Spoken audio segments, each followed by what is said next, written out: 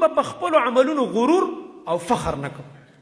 چېرته م یو 2 رکعاته وکړه، چېرته م تهجد وکړه، چېرته م تلاوت وکړو، چېرته م صدقه ورکړه او بس برید ته و چې او که نه زه خو م یو څوک یم. یو خو خپل عمل چاته وایم، دا ستا او د رب پټه معامله ده.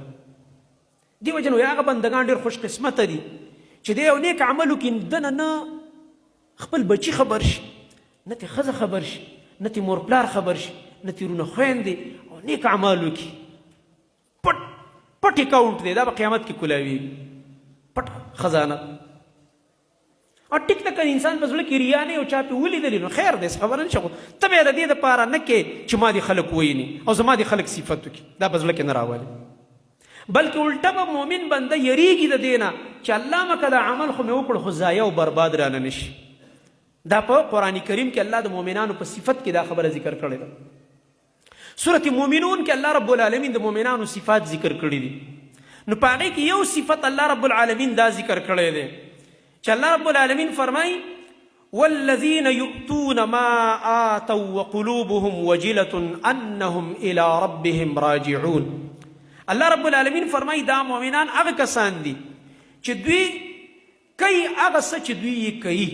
خبره پټه کړې ده چې کوي څه کارونه کوي دا بندګان، او زړونه یې یریږي چې موږ خو به رب ته ورځو او د رب مخې ته به پیش کېږو چې څه چل به کېږي.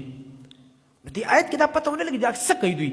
خو الله رب العالمین دومره وفرمایي دا هغه کسان دي چې دوی کوي څه چې کوي او بیا دې نه م یریږي چې د رب مخې ته به ورځو. نو د دې آیت په مطلب ام المؤمنین عایشه صدیقه رضی الله عنها پوهه نه شوه چې دې آیت کې پټه خبره څه پرته ده، دا څه شی کوي چې یریږي د الله نه. نو د هغې خیال دا راغو ګوره دې نه هم دا معلومیږي چې د قرآن شرح به موږ ته څوک کوي؟ نبي صلی الله علیه وسلم.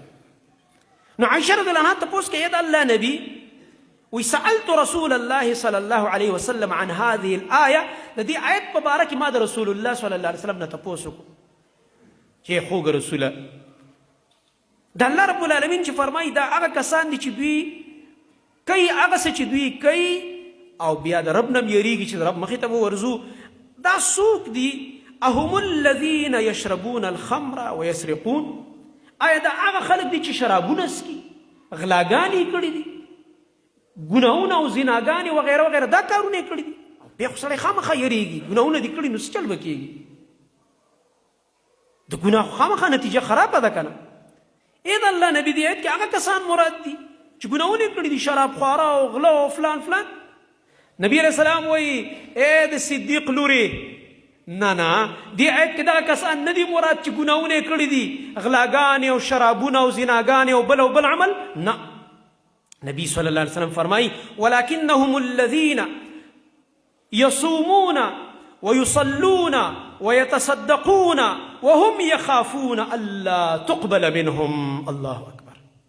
بلکې دا هغه کسان دي چې دې آیت کې الله ذکر کوي چې دوی کړي دي کم کارونه چې کړي دا کم کارونه دي، دا هغه خلک دی چې روجې نیولې دي، غوږ ورته کېده، دا هغه خلک دي چې منځونه یې کړي دي، فرض هم نفل هم تهجد هم، او دا هغه خلک دي چې صدقې ورکړي دي، خپل مال یې لګولی دی د الله په دین باندې، او د دې باوجود یې زړه رپېږي او یریږي چې د الله مخې ته ورشو هسې نه چې قبول شوي نه وي. الله اکبر.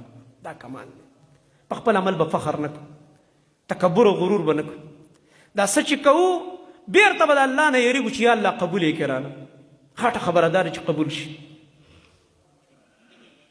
یو ملګري قصه کوله، دا زه کله کله وایم هسې د خپل عبرت دپاره. یو دا د حرم کې د بعضې عربیانې په د رمضان کې د غټ غټ دسترخوانونه یې لګېږي، خو پته یې نه لګېږي چې سړی څوک دی. کله کله پته ولګېږي چې یاره دا سړی خو دا دی. اکثر هغه کسان نوکران یې مقرر کړي هغوی دغه کوي. نو یو کس دغه شان لوی جانماز حرم کې خور شو، نو دې د کعبې ته یې مخ کړو، په ژړا شو چې الله قبول یې کړه. کمال دا دی. ابراهیم علیه السلام ته الله کعبه جوړه کړه، چې کعبه یې جوړه کړه نو برېت یې تاوول. اسماعیل علیه السلام ورسره وایي بچیه راځه چې یو دعا وسو چې اوس یې رانه الله قبوله کړي. الله اکبر. دا د مؤمن صفت دی. عمل دې وکړو غرور او فخر کې مه راځه، بلکې الله ته وژاړه چې الله اوس یې رانه قبول کړي.